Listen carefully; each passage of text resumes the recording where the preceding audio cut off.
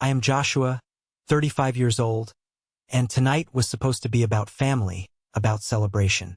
But as I stood there, clutching a crumpled dollar bill that my own brother had thrown at my feet, I realized this was never about celebration. It was about dominance. Before I tell you how I turned the tables and watched the color drain from his arrogant face, I want to know where you guys are tuning in from. Let me know in the comments. The air in the Sapphire Room of the Grand Meridian Hotel was thick enough to chew on. It smelled of expensive steak, even more expensive cologne, and the distinct, metallic scent of desperation. This was my brother Timothy's night. At 42, he had finally clawed his way up to regional director at a mid-sized logistics firm. To hear him tell it, you'd think he had just been crowned King of England. I adjusted the collar of my shirt. It wasn't a suit. It was a simple button-down, charcoal gray, tucked into black jeans. Clean, presentable. But in this room full of rented tuxedos and shimmering cocktail dresses, I stuck out like a sore thumb. Or, as my mother liked to put it, like a stain on the family portrait. My daughter, Jordan, squeezed my hand. She's 12, going on 30. She has these big, observant eyes that see way too much for her age. She looked up at me, her brow furrowed. "Dad," she whispered, pulling me down slightly. "Do we have to stay? Uncle Tim looks like he's about to explode." I chuckled softly, ruffling her hair. "We just need to show our faces, sweetie. Pay our respects. Grandma and Grandpa would have a heart attack if the black sheep didn't show up to bow down to the golden child." We had arrived 10 minutes late. I didn't own a car, at least not one that I drove personally to events like this, so we had taken a rideshare. The security guard at the entrance, a burly guy with a headset, had actually stopped me. He looked at my lack of a tie, then at Jordan's simple sneakers and crossed his arms. "Private event, sir. Staff entrance is around the back," he'd grunted. Before I could correct him, Timothy had appeared at the top of the grand staircase. He was wearing a navy suit that was a size too tight, straining at the buttons, probably to show off the results of his gym membership. He held a champagne flute like it was a scepter. "It's okay, Jerry," Timothy had shouted, his voice booming across the lobby. "Let him in. That's just my brother. He's unconventional." He emphasized the word unconventional, the way you might say infected. Now, inside the ballroom, the noise was deafening. Waiters circulated with trays of hors d'oeuvres that looked too small to eat but cost more than my weekly grocery bill. I tried to steer Jordan toward a quiet corner, hoping to grab a soda and fade into the wallpaper until we could politely leave. But anonymity wasn't on the menu tonight. "Joshua, there you are." My mother's voice cut through the ambient jazz music. She was sitting at the head table, flanked by my father and Timothy's wife, Cynthia. Cynthia was wearing a dress that glittered so much it hurt to look directly at her. I walked over, keeping a protective hand on Jordan's shoulder. "Hi, Mom. Dad. Cynthia, congratulations on the promotion. Tim isn't here. He's making the rounds," my father grunted, barely looking up from his scotch. "Networking. Something you should try sometime, Joshua. Might help you get out of that. Whatever it is you do." "I'm doing fine, Dad," I said evenly. "Business is steady." "Business," Cynthia scoffed, taking a sip of her wine. She looked me up and down with a smirk. "Josh, fixing neighbors' Wi-Fi routers isn't exactly business. But hey, as long as it pays the rent on that little apartment of yours. Right?" I felt Jordan stiffen beside me. She opened her mouth to say something, probably to defend me, but I squeezed her shoulder gently. "Not now," I signaled. "Let them talk." "Actually," I said, keeping my voice calm, "I wanted to congratulate Tim personally. Is he around?" "He's busy with important people, Joshua." My mother sighed, adjusting her pearls. "The CEO is here. Clients are here. Just try not to embarrass him, okay? Maybe tuck your shirt in tighter? You look like you just rolled out of bed." "I think Dad looks nice," Jordan said, her voice clear and sharp. The table went silent. My mother looked at Jordan with a mix of pity and annoyance.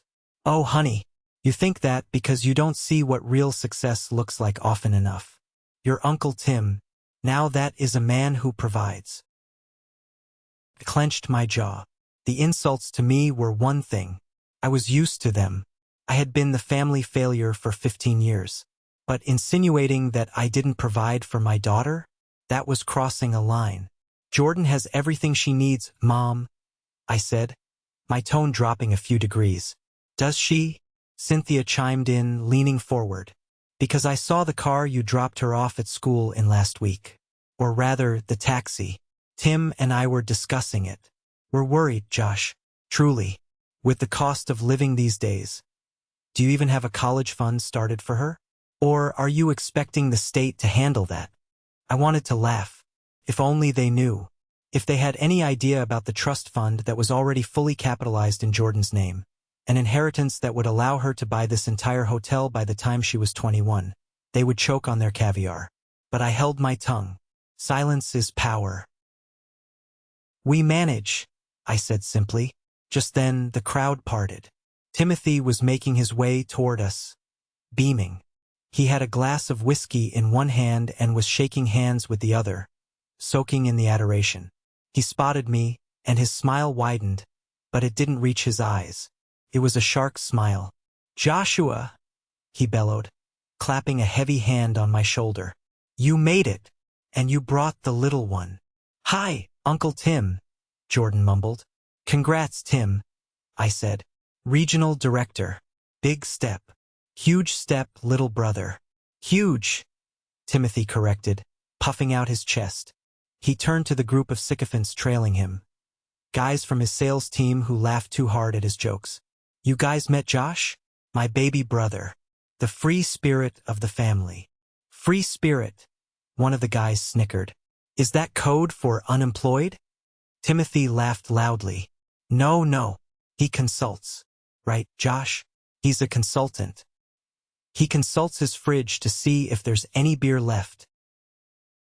The group roared with laughter. My father chuckled along, shaking his head. My mother just smiled thinly, as if apologizing to the guests for my existence. I stood there, stone-faced. Good one, Tim. Look, we just came to say congrats. We won't stay long. Nonsense, Timothy cried, his grip on my shoulder tightening painfully. You have to stay. I have a surprise. A big reveal. I can't have my brother missing the highlight of the night. Besides, the buffet is free. I know you won't turn down a free meal. The heat rose in my neck. It wasn't shame, it was anger. Pure, unadulterated anger. Not for me, but for the lesson he was teaching everyone in this room. That it was okay to belittle someone because they didn't flash money around. We'll stay for the reveal, I said, my voice steady. But then we go. Perfect, Timothy grinned. He checked his massive gold watch, a Rolex Submariner, brand new, probably bought on credit yesterday. 10 minutes. Meet us out front. The valet is bringing it around. Bringing what around? Cynthia asked, playing dumb, though she clearly knew. The bonus, Timothy winked. The signing bonus. You don't get to be regional director without a few perks. Right, boys? He slapped my back one last time, hard enough to sting, and walked away, his entourage trailing him like ducklings. See? My mother hissed at me. He includes you. He wants you to be part of his success. Try to look a little more grateful, Joshua. I looked down at Jordan. She was staring at her shoes, her face red. She was ashamed. Not of herself, but of me. She was ashamed that her father was being treated like a doormat. That was the moment. That was when the switch flipped. I crouched down so I was eye level with her. Hey, I whispered. You trust me? She looked up, tears brimming in her eyes. I just want to go home, Dad. We will, I promised. But first, we're going to teach Uncle Tim a lesson. A lesson about manners. How? She sniffled. I patted the pocket of my jeans. Inside, resting against my thigh, was a key fob made of carbon fiber and platinum. It was heavy, cool to the touch, and worth more than Timothy's entire salary. Just watch, I said. And when I tell you to get in the car, you get in the car. Okay? She nodded, confused but trusting. I stood up, took a deep breath, and prepared myself. The humiliation was over. The education was about to begin. While the guests began to shuffle toward the grand entrance for Timothy's big reveal, I found myself rooted to the spot for a moment, memories washing over me like a cold tide. This dynamic, Timothy the prince, Joshua the pauper, wasn't new. It was the script of our entire lives. It started with the cars. It always came back to cars in this family. I remembered being 16. I had worked 3 summers mowing lawns and scrubbing gutters to buy my first vehicle. It was a rusty, 10-year-old sedan with a cracked dashboard and an engine that sounded like a coughing smoker. But it was mine. I had bought it with cash, fixed the radiator myself, and polished that rust until it shined. 2 weeks later, Timothy turned 18. My parents led him to the driveway, covering his eyes. "Surprise!" they shouted. Sitting there was a brand-new Mustang convertible. Cherry red. Leather interior. A graduation gift, they said.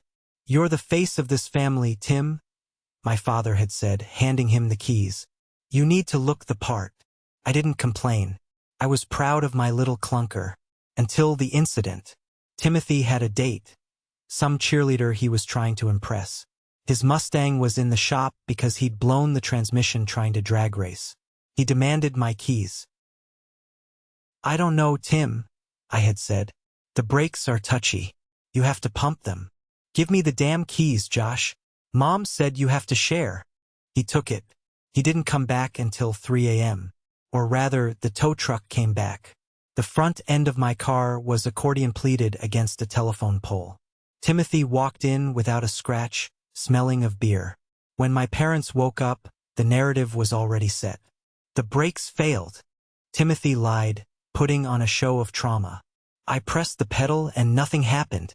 Josh drives a death trap. He almost killed me." I tried to argue. I showed them the maintenance logs. I told them he was speeding. But my father just shook his head. "You're irresponsible, Joshua. Buying a junker like that? You put your brother's life at risk." They didn't pay to fix my car. They scrapped it. Timothy got a newer, faster Mustang the next month because he was too traumatized by the old one.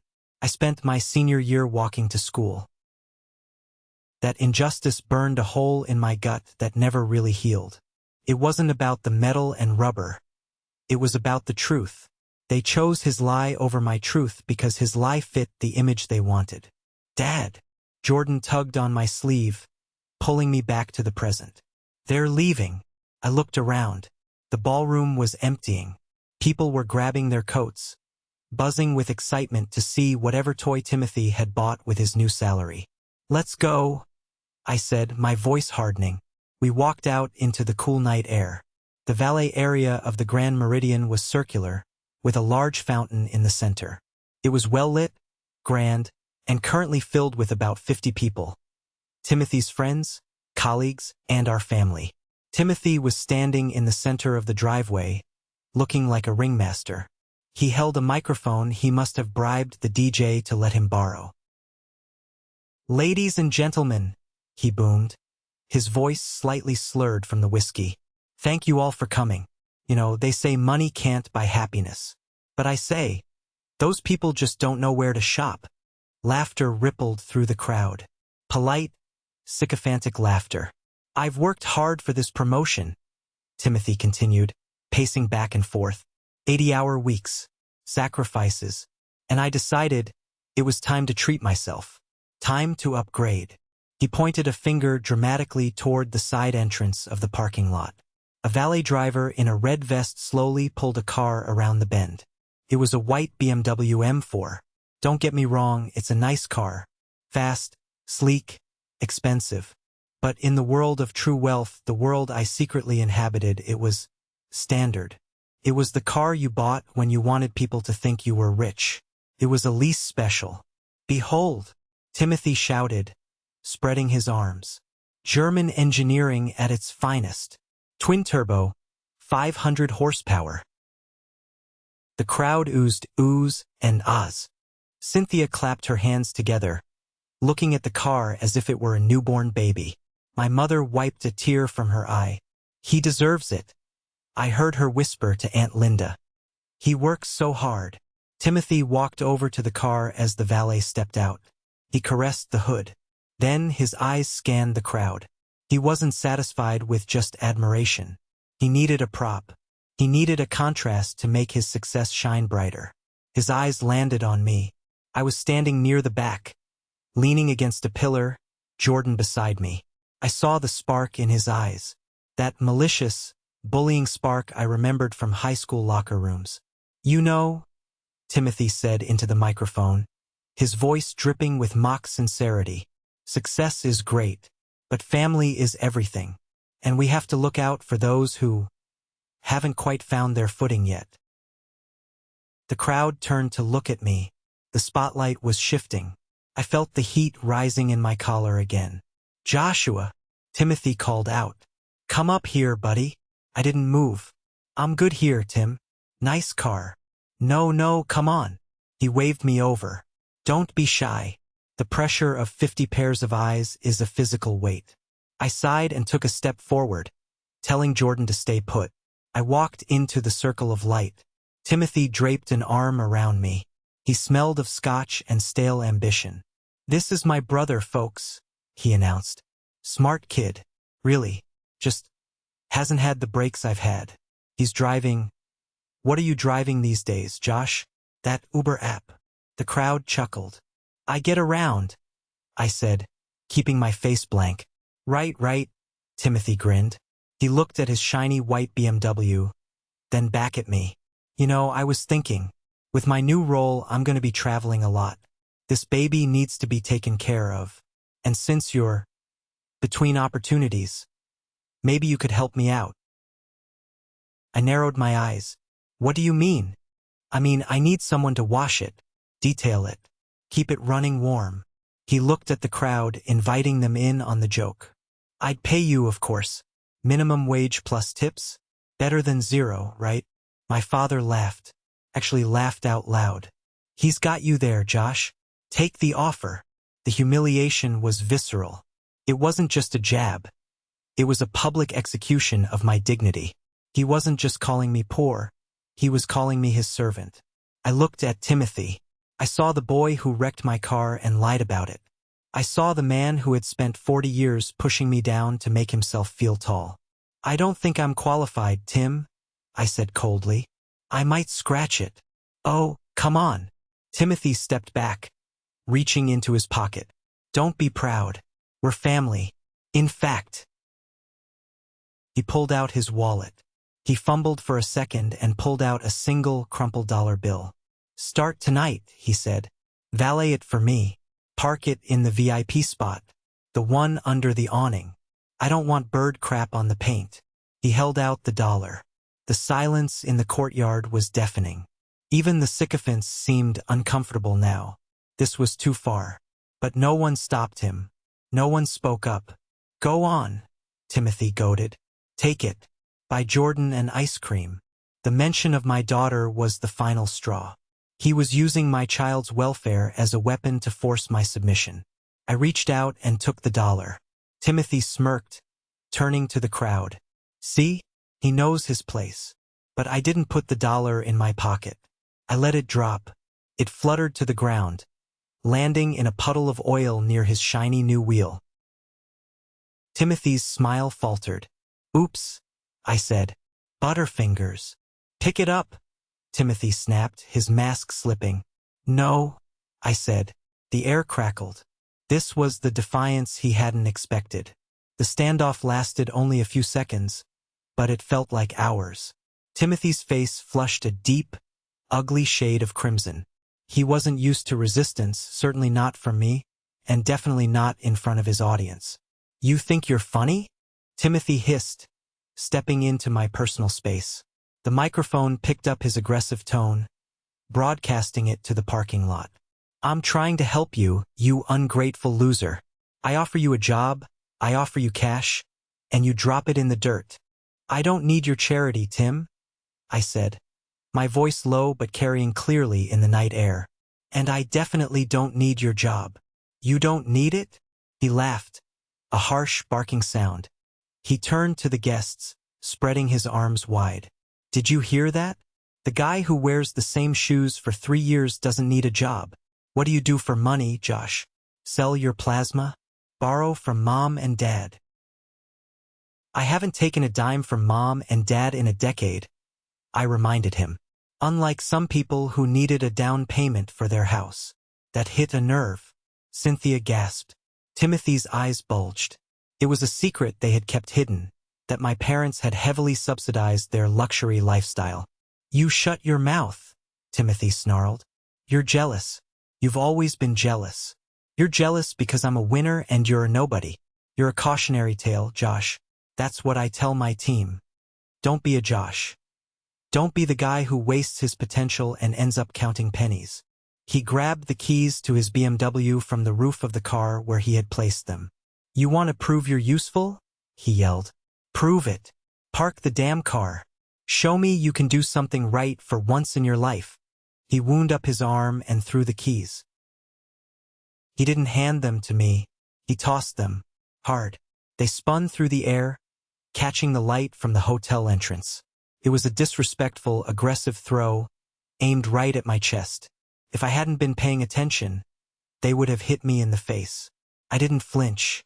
I watched the keys rotating in slow motion. The BMW logo, the silver keychain. Thwack. I caught them with my left hand. Clean, sharp catch. There, Timothy sneered.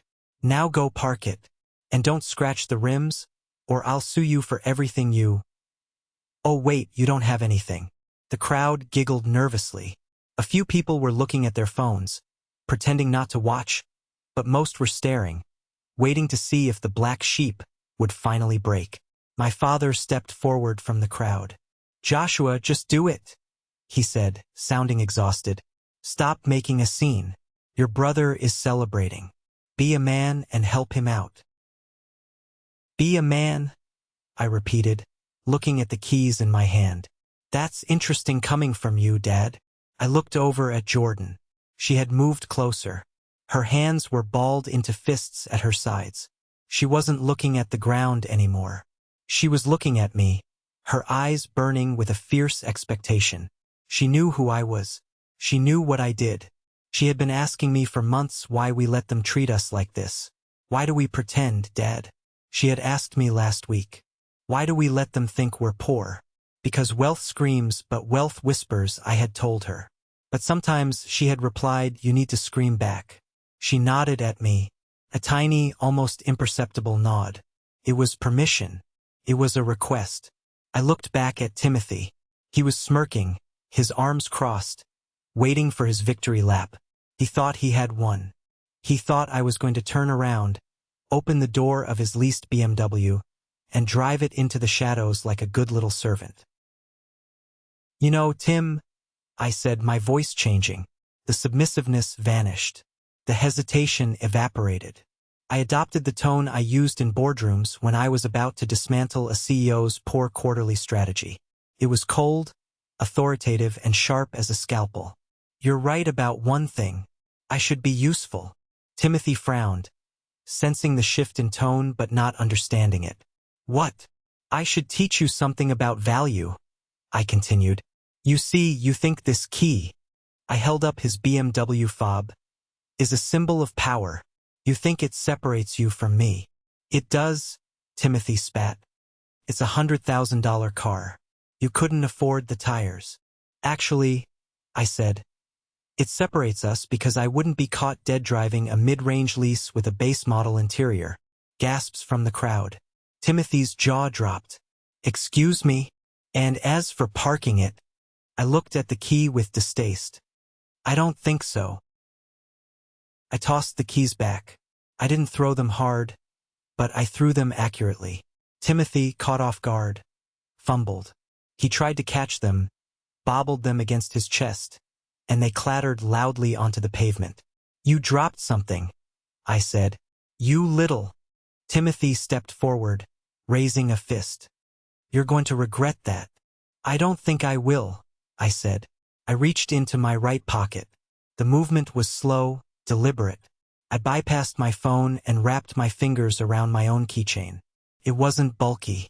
It was sleek, Carbon fiber housing, platinum buttons. The logo was small, a raging bull. You wanted a valet? I asked, my voice rising just enough to command the entire courtyard. You wanted to see what a real car looks like? I pressed the button. For a heartbeat, nothing happened. The world seemed to hold its breath. Timothy was staring at the object in my hand, confused. My parents looked baffled. The guests craned their necks. Then the sound came. It didn't start with a whine or a whir. It started with a bark. A low, guttural explosion of ignition that vibrated in the chests of everyone standing there. It was the sound of 12 cylinders waking up. It was angry. It was violent. It was beautiful. Vroom.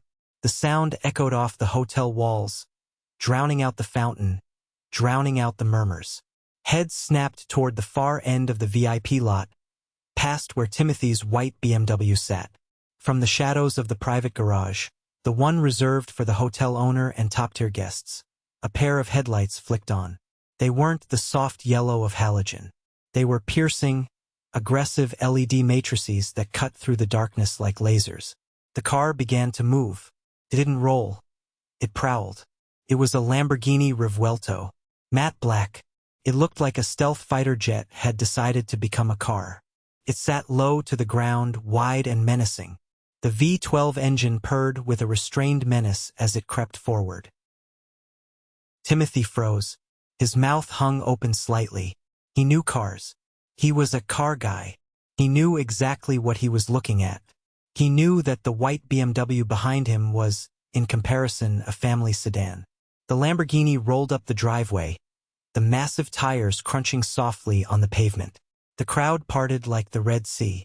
No one spoke. The sheer presence of the machine demanded silence. It stopped right next to Timothy's car. The contrast was brutal. The BMW looked tall, bulky, and suddenly very cheap. The Lamborghini looked like a weapon. The driver's side door didn't open out. It scissored up toward the sky. A man stepped out. It wasn't me. It was Arthur. Arthur has been my driver and head of personal security for 4 years. He is a British man in his late 50s, impeccably dressed in a tailored black suit. He has the posture of a royal guard and the demeanor of a butler who has seen everything. He walked around the front of the car, ignoring the 50 staring people, ignoring the gaping Timothy, ignoring my stunned parents. He walked straight to me. He stopped 2 feet away and bowed slightly. Not a servant's bow, but a respectful nod between professionals. "Good evening, Mr. Thompson," Arthur said. His voice was calm, distinct, and carried a perfect British accent. "I brought the car around as requested. The climate control is set to 70 degrees, and I have Ms. Jordan's playlist queued up." I looked at Arthur and smiled. "Thank you, Arthur. Perfect timing." "I try my best, sir," he replied. "Shall I load the luggage, or are we heading straight to the airfield?" "Straight home tonight, Arthur," I said. "We've had enough excitement." I turned back to Timothy. The look on his face was worth every penny of the $600,000 I had paid for the car. It was a mixture of confusion, horror, and denial. His brain was trying to process the data and failing. Joshua is poor. Joshua is unemployed. Joshua is a loser. Joshua just summoned a hypercar. The math wasn't adding up. Whose car is that?" Timothy stammered, pointing a shaking finger. Did you rent this? For the night? To show me up? Rent it?" I laughed. It was a genuine laugh this time. "Tim, you can't rent a Revuelto. There's an 18-month waiting list just to buy one." "Then who?" He looked at Arthur. "Who is this guy?" "An actor." Arthur turned to Timothy. He looked him up and down with a polite but devastating disdain.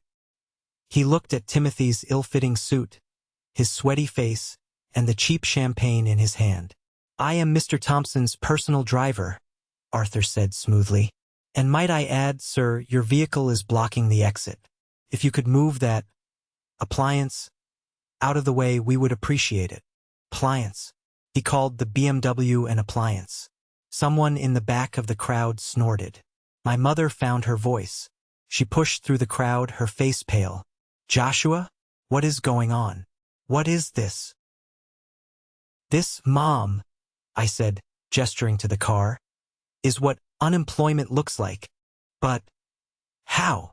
My father asked, his voice trembling. You fix computers. I own a venture capital firm that invests in technology. I corrected him. I don't fix computers, Dad. I fund the companies that build them. I sold my first startup 3 years ago for 8 figures. I've just preferred not to talk about it. I wanted to see if you loved me for me or for my wallet. I let that hang in the air. The silence that followed was heavy with guilt. I guess I got my answer, I added softly. I walked over to the drop-dollar bill that was still sitting in the puddle of oil. I picked it up. It was wet and dirty. I walked up to Timothy. He was paralyzed. I took his hand, the hand that had thrown the keys at me, and pressed the wet dollar bill into his palm. You keep this, Tim, I said.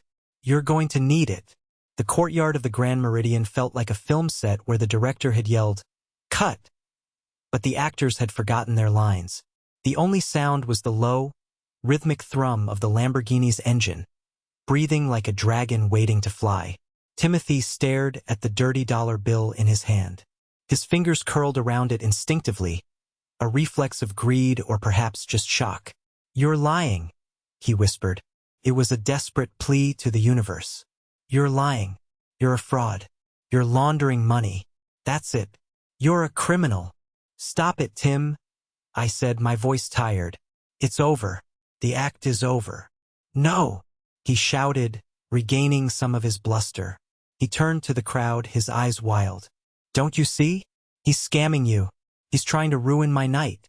He's jealous of my promotion. He pointed at the car. That's probably stolen. Or leased. Yeah, leased. You talked big about my lease, but you're probably paying 50% interest on that thing. I looked at Arthur. Arthur, the papers? In the glove box, sir, Arthur replied. I walked to the open door of the Lamborghini. I reached into the glove compartment and pulled out a leather folder. I tossed it onto the hood of Timothy's white BMW. Slap. Title and registration, I said. Paid in full. Check the name. Timothy didn't move. He couldn't. To check the papers would be to admit the possibility that I was telling the truth. But his boss did. Mr. Henderson, the CEO of Timothy's logistics company, a gray-haired man with sharp eyes who had been watching the scene with intense interest, stepped forward. He picked up the folder. Mr. Henderson, Timothy gasped. Don't bother with that. My brother is a compulsive liar. It's a mental condition. Mr. Henderson ignored him. He opened the folder. He scanned the document. He looked at the watermark. He looked at me. Then his eyes widened in recognition. Joshua Thompson, Mr. Henderson read aloud. Then he paused. Wait, J.L. Thompson? Of Horizon Ventures. I nodded politely. Good evening, Mr. Henderson. We met briefly at the charity gala last year. Although I think I was wearing a tuxedo then. Mr. Henderson's face went white. You're the majority shareholder of the Apex Group. I am, I confirmed. Mr. Henderson turned to Timothy. He looked at his newly promoted regional director with a look of absolute horror. Timothy, Mr. Henderson said, his voice shaking. Do you know who the Apex Group is? Timothy blinked. They're our biggest client. They account for 40% of our shipping volume. Exactly, Mr. Henderson said. And your brother owns them. The realization hit Timothy like a physical blow. His knees actually buckled. He grabbed the side mirror of his BMW to stay upright. He's the client? Timothy squeaked. Technically, I said, leaning against my supercar, crossing my arms. I'm the guy who decides if we stay the client. And I have to say, Tim, watching how you treat people you think are beneath you, it doesn't give me much confidence in your management style. Josh, wait, Timothy stammered, holding out his hands. Sweat was pouring down his face now. Come on. It was a joke. A prank. Brothers, right? We mess around. A joke. I raised an eyebrow. Throwing keys at me was a joke? Calling me a servant was a joke? I was just trying to motivate you. He looked at our parents for help. Mom, tell him I was just playing. My mother looked like she was about to faint. She looked from me to the car to Timothy. Her internal calculator was malfunctioning. She had spent decades betting on the wrong horse. Joshua, she said, her voice trembling. You have money? Why didn't you tell us? Would it have mattered? I asked her. Would you have loved me more? Or would you have just asked me to pay for Tim's house? Or his car? Or his debts? She flinched. She didn't answer. That was answer enough. I wanted to see who you were when you thought I had nothing, I said to the room. And I saw everything. I turned to Jordan. She was beaming. She looked at the car, then at me, her eyes shining with pride. Not because we were rich, but because I had finally stood up. Ready to go, kiddo? I asked. Yes, Dad, she said. She walked over to the Lamborghini. Arthur held her hand as she slipped into the passenger seat. Wait, Cynthia screamed. She ran forward, grabbing my arm. Josh, wait, we can talk about this. We're family. You can't just leave like this. I looked at her hand on my arm, the same hand that had pointed at my shoes an hour ago, and laughed. Let go, Cynthia, I said softly. But Jordan, she cried. Jordan needs her cousins. We should have a barbecue this weekend. At your place. I bet it's huge. We can bring the kids.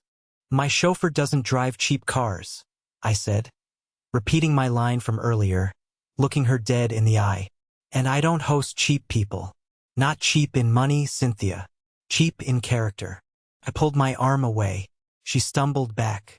I walked to the driver's side. I paused one last time and looked at Timothy. He was broken. The swagger was gone. He looked small, deflated, and terrified. One last thing, Tim, I said. That $1 tip? Keep it. But maybe start saving a few more. I have a meeting with Mr. Henderson's board on Monday to review our logistics contracts.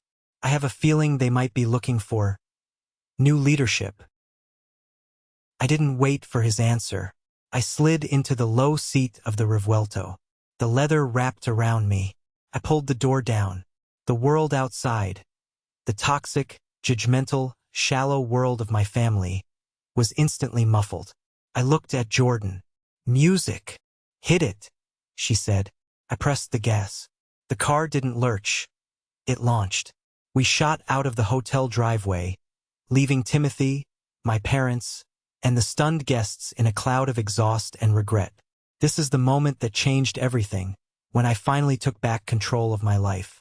Thank you for being patient with me to get here. You are amazing. Please help me by liking this video and commenting number 1 below, so I know you've been with me this far. It not only helps more people find this story, but it lets me know that my experiences mean something to someone. Your support is the biggest motivation for me to continue sharing the rest of this journey. The cabin of the Lamborghini was a sanctuary. The city lights blurred into streaks of neon as we merged onto the highway. The raw power of the engine vibrating through the chassis was grounding, a physical reminder of reality after the surreal theater of the last hour. Jordan was giggling. It started as a small chuckle and grew into a full-blown belly laugh. Did you see his face, Dad? She gasped, wiping tears from her eyes. Did you see Uncle Tim's face when the door went whoosh? I smiled, keeping my eyes on the road. I saw it, honey. And Grandma, Jordan continued. She looked like she swallowed a lemon whole. She didn't know whether to hug you or ask for a loan. Probably both, I muttered. It was awesome, Jordan said, settling back into the seat. Then her voice got quieter.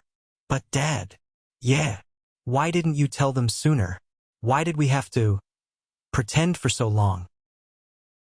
I sighed, shifting gears. The car surged forward effortlessly. Because, Jordan, money changes people. It makes them weird.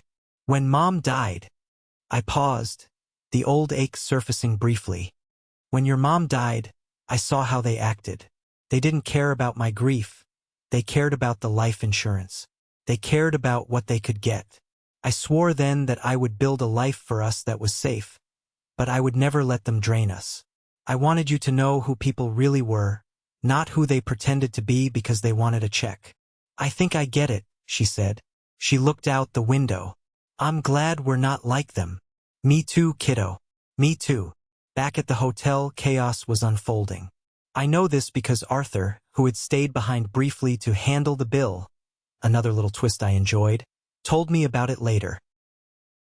Apparently, the moment my taillights disappeared, the silence broke. Mr. Henderson turned on Timothy immediately.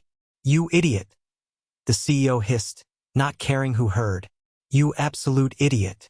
You just humiliated our biggest investor. Do you have any idea how much capital Joshua Thompson controls? He could buy this company and turn it into a parking lot just for spite. I didn't know, Timothy wailed. He drives a Honda. He wears old jeans. He's eccentrically wealthy, Mr. Henderson shouted. That's what they do. Elon Musk sleeps on factory floors.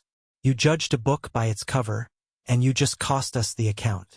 I can fix it, Timothy pleaded. I'll call him. He's my brother. He'll listen to me. He just publicly disowned you, Timothy, Mr. Henderson said coldly. If I lose the Apex contract, don't bother coming in on Monday. In fact, give me your keys now. My car keys? No, the company car keys. The keys to the office. You're suspended pending an investigation into your judgment. Meanwhile, my parents were trying to spin the narrative. My mother was flitting from guest to guest. Oh, we knew. Of course we knew. We just wanted to keep it private. Joshua is so modest. We're so proud of him. But the guests weren't buying it. They had heard the insults. They had seen the dollar bill. The illusion of the perfect family was shattered. Aunt Linda was reportedly heard saying, "So the loser is the billionaire, and the star is the clown. Well, that's going to make Thanksgiving interesting." Back in the car, my phone started buzzing. It was connected to the Bluetooth, so the names flashed on the dashboard screen. Incoming call, Mom. Incoming call, Tim. Incoming call, Dad. Incoming call, Cynthia. Do you want to answer? Jordan asked, looking at the screen. Not tonight, I said. Tonight is for us. I pressed the ignore button on the steering wheel. Again and again. Where are we going? Jordan asked as I missed the exit for our apartment. Or rather, the decoy apartment we kept for appearances. We're going home, I said. The real home. The lake house? She asked, her eyes lighting up. Better, I said. The new place. Arthur moved the rest of your stuff in today. The gaming setup is ready. And I think the pool is heated. No way, she cheered. We drove for another 20 minutes, heading out of the city toward the hills. We pulled up to a gated community, the kind where the security guards know your name and your blood type. The gate opened automatically as the car approached. We wound up the private drive, flanked by oak trees. At the top of the hill sat the house. It was modern, glass and steel, overlooking the entire glittering city below. It was a fortress of solitude. I parked the Lamborghini in the garage next to my other investments. A vintage Porsche and a sturdy SUV for camping. We got out. The air up here was cleaner, lighter. Jordan ran to the edge of the balcony. I can see the whole world. I walked up beside her. You can. Dad, she said, looking down at the city lights. Is Uncle Tim going to be okay? I thought about it. Timothy with his leased life, his debt, his ego, and now his crumbling career. I don't know, honey, I said honestly. He has a lot of hard lessons to learn. Lessons he avoided for 40 years because Mom and Dad shielded him. Did we do a bad thing? She asked. Embarrassing him like that? We didn't embarrass him, I corrected her. He embarrassed himself. We just turned on the lights. My phone buzzed again. A text message this time. I glanced at it. From Timothy. Josh, please, pick up. Mr. Henderson is talking about firing me. You have to call him. Tell him we're cool. I'm begging you. I have a mortgage. I looked at the message. I felt a twinge of the old guilt, the programming my parents had installed in me. Protect Tim. Help Tim. Be the bigger person. But then I looked at Jordan. I remembered the humiliation in her eyes when he offered me that $1. I remembered the years of being told I was worthless. Are you going to reply? Jordan asked. I looked at the text. I have a mortgage. I typed back a single sentence. Why don't you try valeting cars? I hear it pays minimum wage plus tips. I hit send. Nope, I said, putting the phone away. I'm done. Good, Jordan said. Can we order pizza? Like, really expensive pizza? I laughed. We can order whatever you want. We walked inside the house, leaving the cold night behind. For the first time in my life, I didn't feel like the black sheep. I didn't feel like the spare part. I felt like the driver. But as I closed the heavy front door, I knew this wasn't the end. Timothy wouldn't go down quietly. Desperate men do desperate things, and my family was nothing if not persistent. The fireworks at the hotel were just the opening act. The real war had just begun. Silence is a strange thing. For 30 years, my life was filled with the noise of my family's criticism, the constant hum of their disappointment, the sharp static of their insults, the booming bass of Timothy's ego. But in the 6 months following the incident at the Grand Meridian, the silence from my end was absolute. I blocked their numbers. I filtered their emails. I turned my phone into a fortress. But while my world got quiet, theirs got very, very loud. You see, when you pull a loose thread on a cheap sweater, the whole thing doesn't just unravel. It falls apart in clumps. Timothy's life was that cheap sweater. Started, predictably, with the job. I didn't have to fire him. I didn't have to say a word to the board of directors at his logistics firm. Mr. Henderson did it all for me. 2 days after the party, I received a formal apology letter from the firm, ensuring that personnel changes had been made to guarantee the integrity of our partnership. Word traveled fast in our industry. Timothy wasn't just fired. He was blacklisted. When you insult a client who controls 40% of the volume, you become a liability. He went from regional director with a corner office to unhireable in less than 48 hours. Then came the toys. The white BMW M4? Repossessed. It turns out, when you lose your salary and your signing bonus is clawed back because of a breach of conduct clause, lease payments become impossible. I heard through the grapevine, Arthur has excellent sources, that the repo man took it from his driveway in broad daylight. The neighbors, the ones Timothy used to sneer at for driving Hondas, watched the whole thing while watering their lawns. And then, inevitably, came the divorce. Cynthia was a woman who loved the lifestyle, not the man. When the credit cards stopped working and the foreclosure notices started arriving, her love evaporated faster than water on a hot sidewalk. She filed for divorce 4 months later, citing irreconcilable differences. In reality, the difference was that Timothy was broke, and she wasn't willing to downgrade to a rental apartment. There was a nasty battle over custody of their 2 kids. Timothy, desperate and drowning in legal fees, had to represent himself because he couldn't afford a decent lawyer. He lost the house. He lost the car. He lost his status. As for me, I was sitting in my office on the top floor of the Apex Tower. The view from here was different than the view from the balcony of my house. Here it was all steel and glass, the engine room of the city. Mr. Thompson? My intercom buzzed. It was Sarah, my executive assistant. Yes, Sarah? There are 2 people here to see you. They don't have an appointment, but they claim to be your parents. Security was going to escort them out, but I thought I should check with you first. I spun my chair around, looking out at the skyline. I had been expecting this. They had tried calling. They had tried sending letters via Jordan's school, which the principal, fully briefed on the situation, had intercepted. Now they were trying a frontal assault. Let them in, I said. But Sarah? Have Arthur stand by the door. Understood, sir. A few minutes later, the heavy oak doors opened. My parents walked in. They looked older. That was my first thought. In just 6 months, they seemed to have aged 5 years. My father, usually so upright and pompous, looked shrunken in his jacket.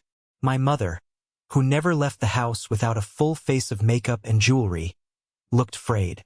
Her eyes were darting around the office, taking in the modern art, the mahogany desk, the sheer scale of the wealth they had ignored for a decade. They didn't hug me. They didn't smile. They stood in the middle of the room, looking like tourists in a foreign land. "Joshua," my mother said, her voice cracking. "Mom, Dad." I gestured to the 2 chairs in front of my desk. "Have a seat." They sat down tentatively, as if the leather might bite them. "This is..." My father gestured vaguely around the room. "This is impressive, son." "It's work," I said. "Did you come here to discuss interior design? Or is there something specific?" My mother flinched at my tone. "We came to see you. We miss you, Josh. We haven't seen Jordan in months." "She's our granddaughter." "She is," I agreed. "She's also the girl you watched get humiliated for years and did nothing to protect. She's doing great, by the way. Top of her class. She's learning Mandarin." That's wonderful," my mother stammered. She looked at my father, nudging him with her elbow. My father cleared his throat. He looked down at his hands. "Joshua, look. We know we made mistakes. We misjudged things. We didn't know the extent of your situation." "My success," I corrected him. "You didn't know the extent of my success. But you knew the extent of my character. And you didn't care." "We're family," my father burst out, the old anger flaring up for a second before he tamped it down. "Family helps each other. And right now, the family is in trouble." "Ah," I said, leaning back. "There it is. How much?" "It's not about the money," my mother lied instantly. "It's about Tim. He's in a bad way, Josh. He's living in our basement. He can't find work. Cynthia took everything. He's depressed. We're worried he might do something stupid. He needs a leg up," my father added. "Just something to get him back on his feet. Alone. Or maybe a position here. You run all this. Surely you can find a spot for your brother. He has management experience." I looked at them. I really looked at them. For years I had craved their approval. I had wanted them to look at me the way they looked at Timothy. But now, seeing them beg for the person who had tormented me, I felt nothing. No hate, no anger, just a profound, hollow pity. "He has management experience?" I repeated. "Dad, he ran his department into the ground.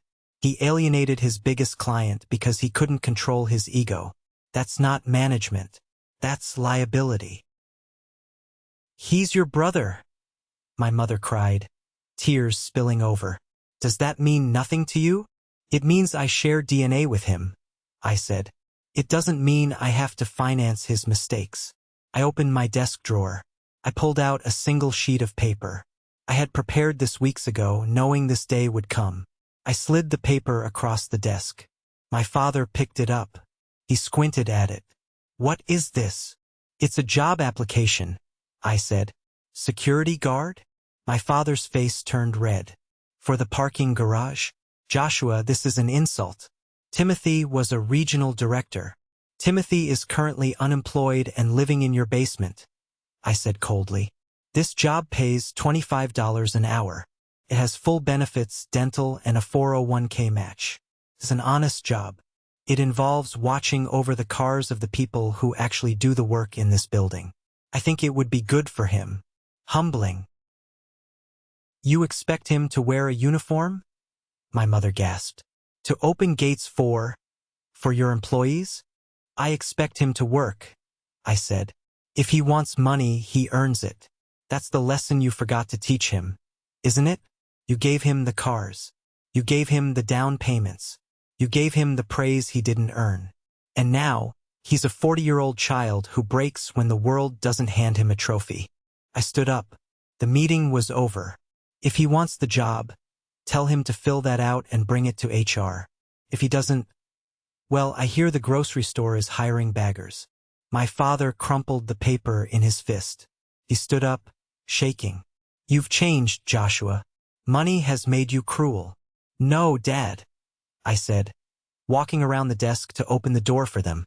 Money just gave me the volume to finally say no. Arthur stepped forward from the hallway, his presence a silent wall of enforcement. Please escort my parents out, Arthur, I said. And Arthur? Validate their parking. I don't want them to say I never gave them anything.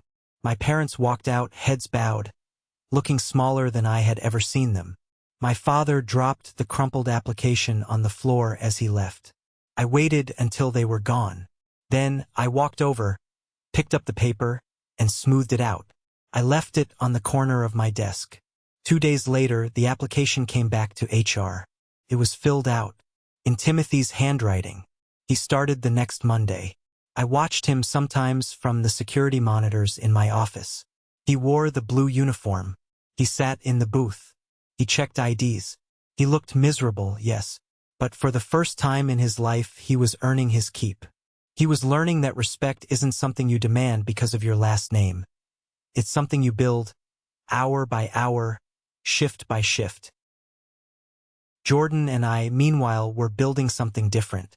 We weren't just spending money. We were creating memories. I took time off, real time off. We spent a month in Italy, not in hotels, but in a villa where we learned to make pasta from an old grandmother who didn't care about stock prices. We hiked in Patagonia. We sat in libraries in London. One afternoon, about 8 months after the party, I was sitting in the living room of our new house. Jordan was at the dining table, surrounded by papers. She was 13 now, growing up so fast it made my chest ache. What are you working on? I asked, bringing her a glass of lemonade. It's a business plan, she said seriously, tapping her pencil against her lip. Oh, for a lemonade stand. She rolled her eyes.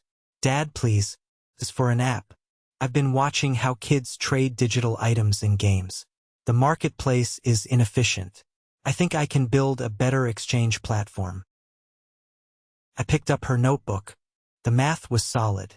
The logic was sound. It was brilliant. You know, I said, this is risky. You could lose your allowance. It's not allowance, she corrected me. It's seed capital, and I'm willing to give you 10% equity if you advise me. I laughed. I laughed until my sides hurt. She wasn't asking for a handout. She was negotiating a deal. 10%. I asked. I usually take 20. 15, she countered. And you have to drive me to the coding camp next summer. Deal, I said, shaking her hand. I looked at her, confident, sharp, but kind. She hadn't been poisoned by the wealth. She understood the value of the dollar because she had watched her father count them for years. She understood the value of dignity because she had watched hers be attacked. The toxic cycle of the golden child had ended with me. It stopped at my doorstep. Timothy might be in a booth downstairs, learning humility the hard way. But Jordan was going to fly. The sun was setting over the Pacific, painting the sky in bruises of purple and gold. It's my favorite time of day. The transition. The moment when the harsh light of the day softens into the clarity of the evening. We were parked on a bluff overlooking the ocean. Not in the Lamborghini this time. We were in the old SUV, the one with the muddy tires and the scratched bumper. It was the car we took when we wanted to disappear. We had the tailgate open, our legs dangling off the back, eating tacos from a food truck we found on the coast highway. Dad, Jordan said, wiping hot sauce from her chin. Do you miss them? It was the question she asked every few months. She meant the family, the gatherings, the noise. I took a bite of my taco, thinking about the answer. I miss the idea of them, I said honestly. I miss the idea of a big, happy family where everyone supports each other. But I don't miss the reality. I don't miss the knot in my stomach every time the phone rang. I don't miss feeling like I have to apologize for existing. Uncle Tim waved at me today, she said. I froze. He did. Yeah. When Arthur drove me out of the garage to pick me up from school. Tim was at the gate. He lifted the barrier. He saw me in the back seat. What did he do? He just waved. He looked sad, but he waved. And he didn't look angry. I nodded slowly. That's good. That's progress. Timothy had been working the security job for 3 months now. The reports from the head of security were surprisingly positive. He was never late. He followed protocol. He didn't talk much. The arrogance had been stripped away by the uniform, by the necessity of survival. Maybe, just maybe, beneath the layers of entitlement my parents had plastered onto him, there was a decent man trying to crawl out. Did you wave back? I asked. Yeah, Jordan said. I did. He's still my uncle, even if he was a jerk. You're a better person than I am, kid, I said, bumping her shoulder with mine. I know, she grinned. That's because you raised me. We sat in silence for a while, listening to the waves crash against the rocks below. You know why I bought the Lamborghini? I asked suddenly. To look cool, Jordan teased. Partly, but mostly it was a prop. It was a tool, like a hammer. I needed something loud enough to break the glass house they were living in. I looked at her seriously. But Jordan, listen to me. That car? The house? The money in the trust fund? None of that makes you better than anyone else. Tim thought the BMW made him a king. And when he lost it, he felt like a peasant. If you tie your worth to things that can be repossessed, you're always going to be vulnerable. So what matters? She asked. Freedom, I said. The money buys freedom. Freedom to say no. Freedom to walk away from people who hurt you. Freedom to help people who actually need it. And freedom to sit on a tailgate eating tacos without worrying if you can afford the gas to get home. She nodded, absorbing it. Is that why we haven't bought a yacht yet? Because Arthur keeps asking. I laughed. Arthur just wants to wear a captain's hat. Don't encourage him. My phone buzzed in my pocket. I pulled it out. It was an email notification. A legal update regarding the inheritance structure I was setting up for Jordan.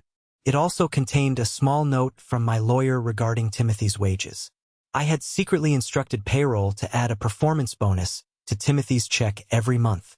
It wasn't much, just enough to help him cover rent on his small studio apartment so he could move out of Mom and Dad's basement. He didn't know it came from me. He probably thought he was just doing a good job. And maybe he was. I wasn't ready to let him back into my life. I wasn't ready for Thanksgiving dinners or Christmas mornings. The scars were too deep, and trust is a vase that, once shattered, can be glued back together but will never hold water the same way again. But I didn't want him to starve. I wanted him to grow. Dad, Jordan said, pointing at the horizon. Look, the green flash. We watched as the last sliver of the sun dipped below the water. For a millisecond, a flash of emerald green sparked and vanished. Beautiful, I whispered. We're lucky, she said. We are, I agreed. But we also fought for this luck. Never forget that. I looked at my daughter. She was strong. She was kind. She was everything Timothy wasn't, and everything I hoped to be. The cycle was broken. The curse of the golden child and the black sheep was dead. We were just Joshua and Jordan. I hopped off the tailgate and closed it with a solid thud. Come on, I said. Let's go home. I think Arthur is threatening to bake soufflés, and if we're late, they'll collapse. And then we'll never hear the end of it. Jordan laughed and scrambled into the passenger seat. I walked to the driver's side of the dusty SUV. I looked at the key in my hand. It wasn't carbon fiber. It wasn't platinum. It was just plastic and metal. But it started the engine just the same. I put the key in the ignition and turned it. The engine roared to life. Not the scream of a V12, but the steady, reliable hum of a machine that gets you where you need to go. I backed out of the overlook, tires crunching on the gravel. As we drove back toward the city lights, I felt a sense of peace that no amount of zeros in a bank account could buy. I had parked the resentment. I had parked the anger. And now I was driving forward.